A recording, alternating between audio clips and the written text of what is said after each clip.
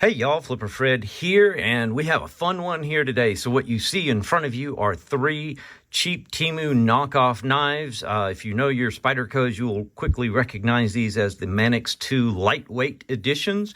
So we're going to take a deep dive look into these. How do they compare to the real thing?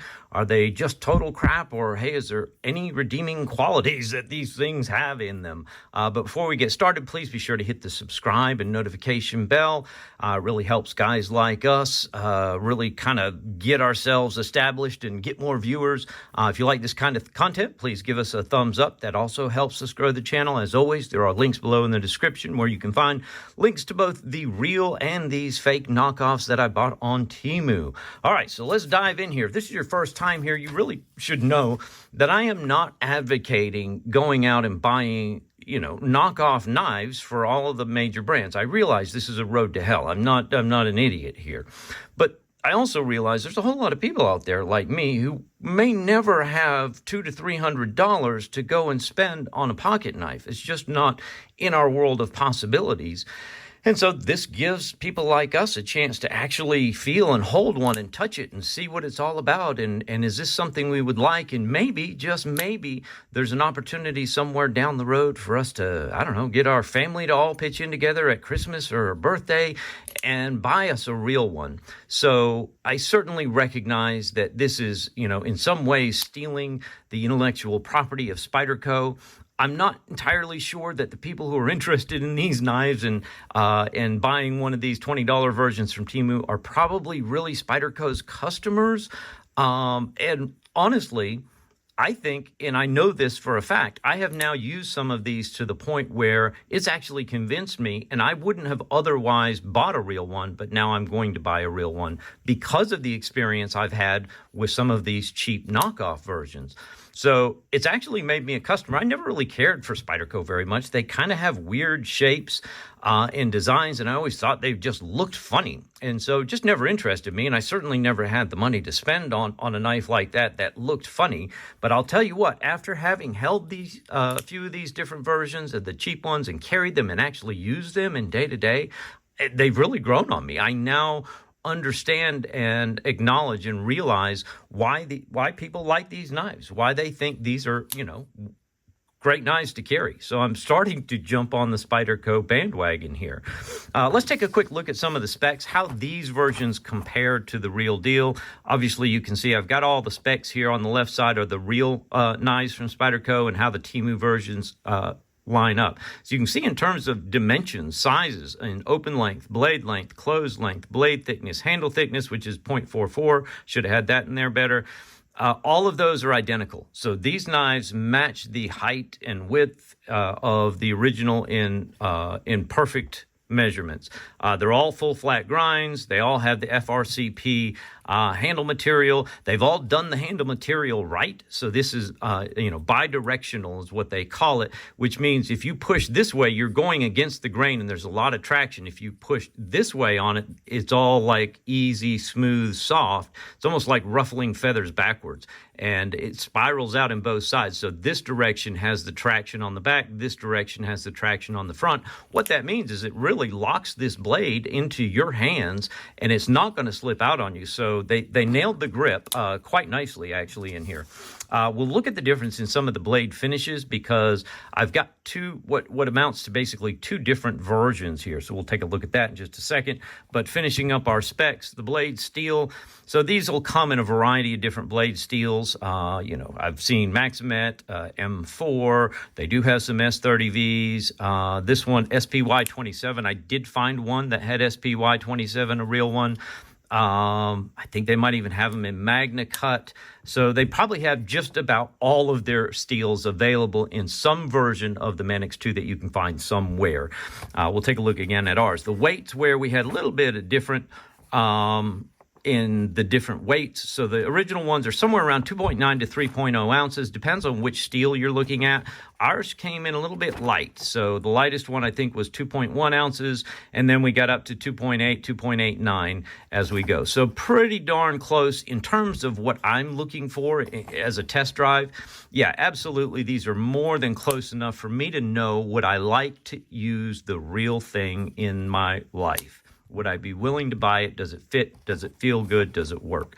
All these do have the same ball bearing lock. You can see it's similar to Benchmade's Axis lock. You pull these two tabs back to release it, but there's a little ball bearing in there that actually sits in the blade tang that holds it locked. I've banged on all of these backwards. None of these are solid as they come. I cannot, you know, as hard as I bang on it, it is not going to break through that lock, so it's good. All right, so there's a little bit about the specs. The blade steel, so this is an interesting thing. So the green and the gray are both listed as S30V steel. They both have a stone washed, or maybe it's a bead blasted type of finish on them. Do I like it? Yeah, sure, it's great.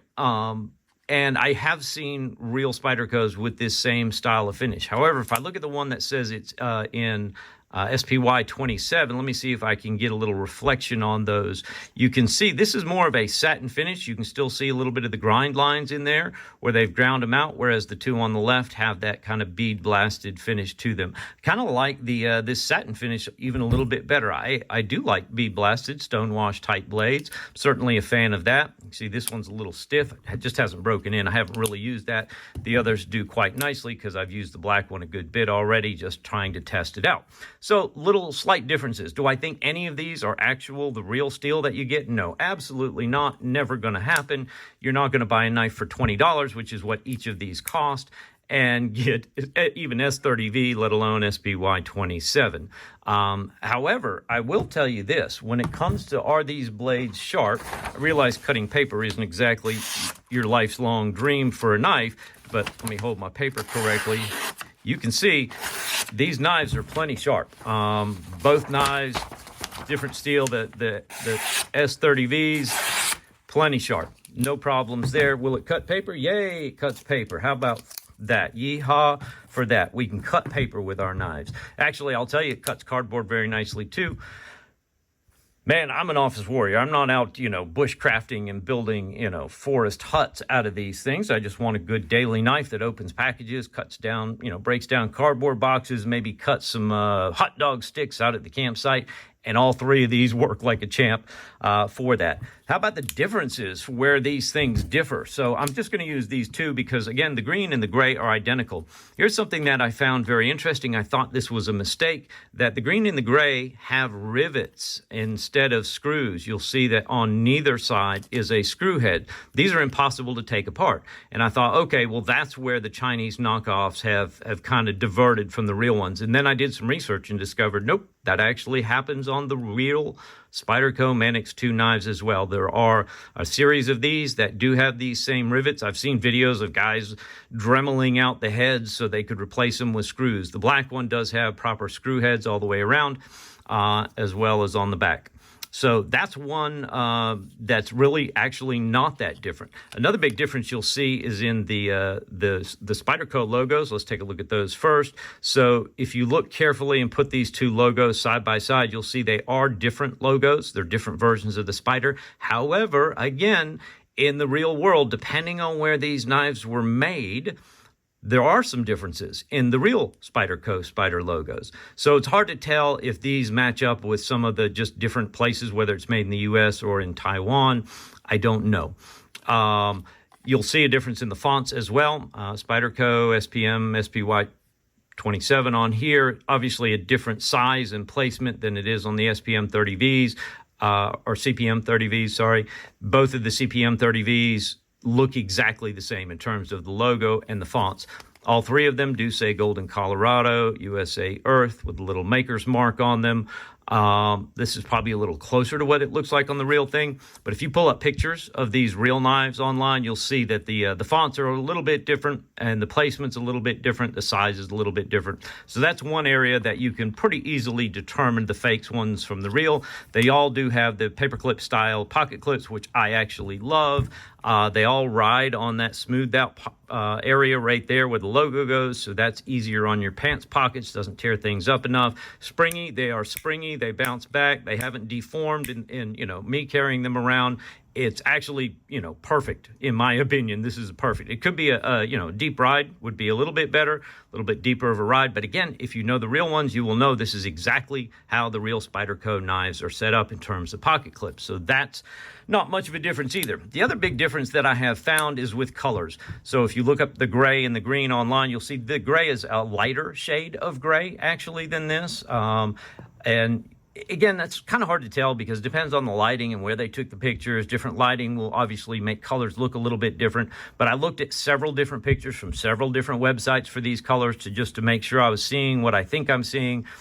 The real gray is a couple of shades lighter than this, and this is supposed to be a mint green. This is really more of a kind of a teal green that's a darker, kind of more dull color. I still love the color. I don't have any problem with that.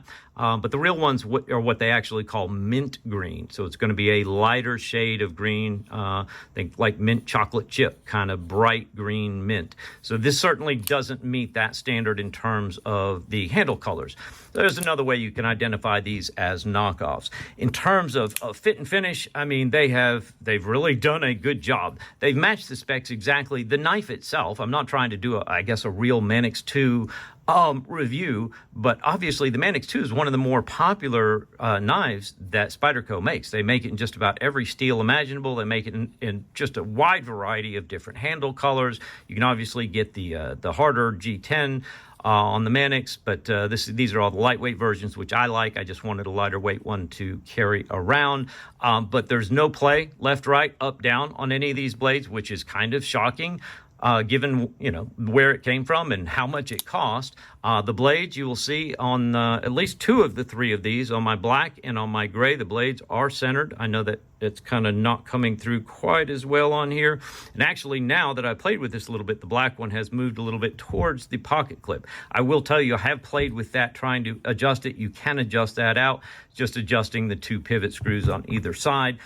These are not captive pivot screws, so you have to have two screwdrivers, one on each side. You probably have done that game before.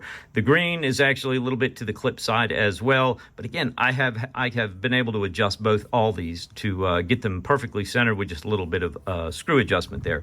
Overall fit and finish, I have to say it's good. It's solid. There's no hot spots because the knife was designed well. Spyderco designed a fantastic knife that just fits well in the hand. You can be choked up. You can have your hand back here. You've got jimping in all the right places, the same places where you will find it on the real Spyderco knives. There's some jimping along the spine in the plastic here. You've got it down under here on where it belongs. You've got it in here a little bit on the inside where it belongs, and again in here on the plastic. So they've matched the real Spyderco very well in terms of all of the little bells and whistles and features.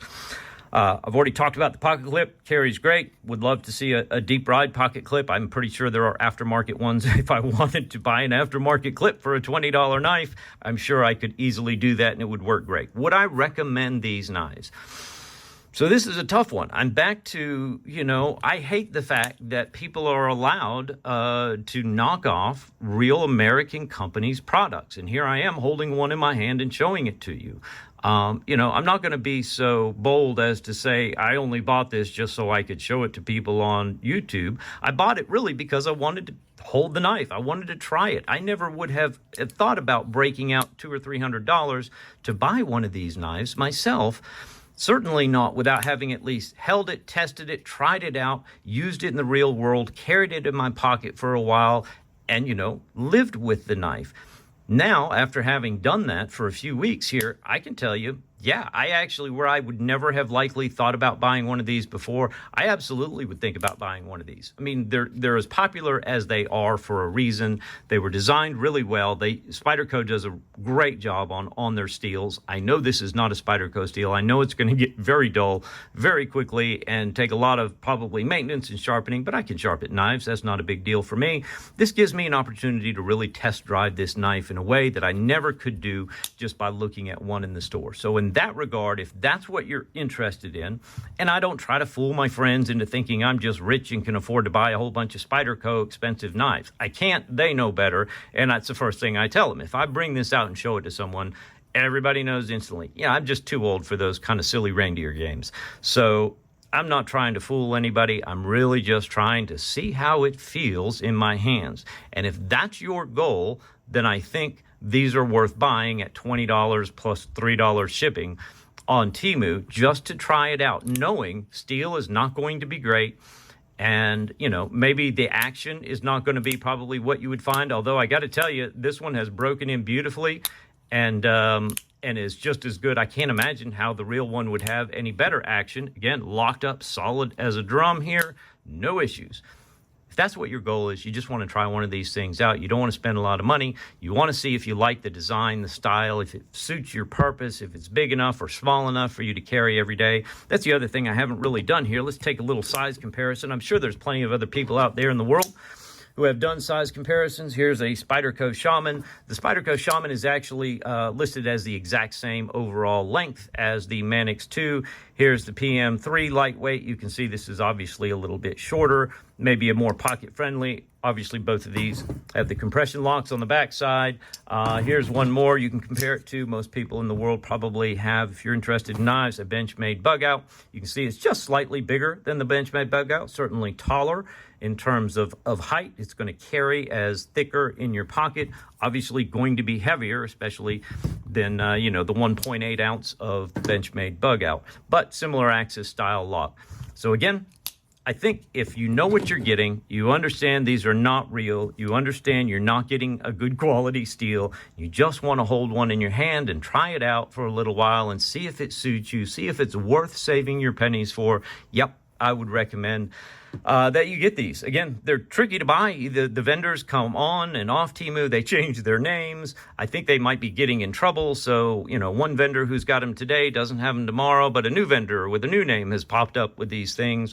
A lot of times you will see these listings in Temu, and what they do is Photoshop, or probably AI photoshopping, remove the writing. They'll remove the logo. Usually they'll remove all writing on the blade, front and back. They even have gone so far as to remove the little logo icon in the middle of the handle scales there. So you'll have to just kind of know what you're buying. A lot of times what they'll do is they'll have 5 or 6 pictures without any logos or branding on them whatsoever. Then they'll have like one angle that'll be down and away, kind of like this, that you can just barely see. Oh yeah, okay, this one is going to come with the Spyderco logo and the wording on the blade. Hope that's helpful. Again, please be sure to give me a thumbs up if you think I've done a good job here. It really helps us small guys out a lot. Lets us know we're not just wasting our time here trying to share some good info with everybody. Otherwise, thanks so much, and I'll see you again soon. Take care.